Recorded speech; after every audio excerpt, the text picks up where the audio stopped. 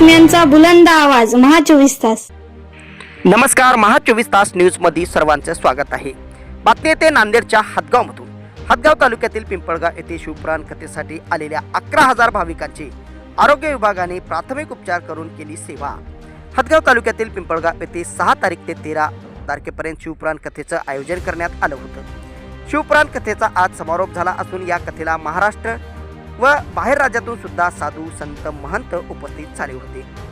हे कथा ऐकण्यासाठी रोज 70 ते 80 हजार नागरिक उपस्थित राहत होते।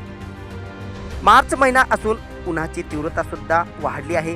कार्यक्रमाला येणाऱ्या नागरिकांची काळजी घेण्यासाठी आरोग्य विभाग यांनी 11,000 भाविकांवर प्राथमिक उपचार केला आहे व गंभीर ICU मध्ये 350 रुग्णांना सेवा देण्यात आली।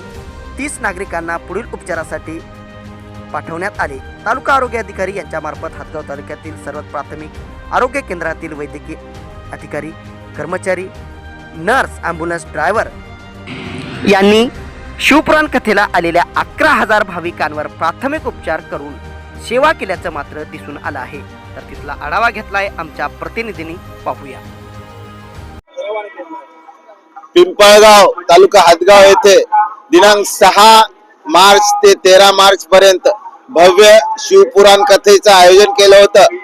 या कथेच्या प्रसंगी दररोज किमान 2.5 ते 3 लाख जनसमुदाय इथं या कथा ऐकण्यासाठी उपस्थित होता।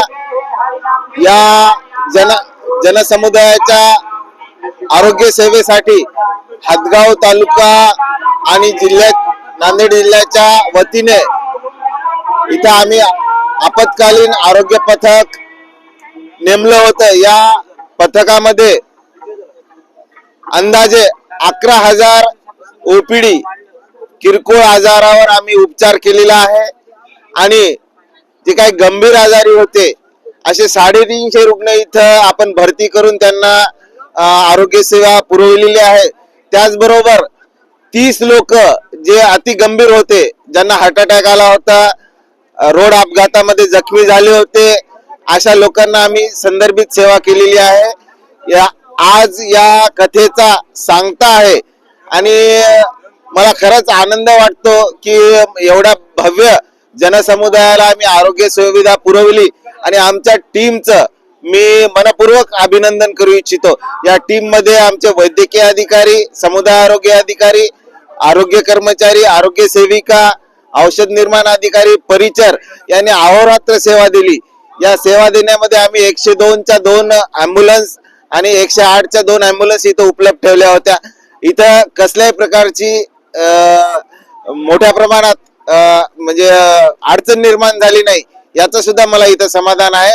आणि या आयोजकांनी खूप चांगल्या प्रकारे इथलं आयोजन केलं होतं। धन्यवाद।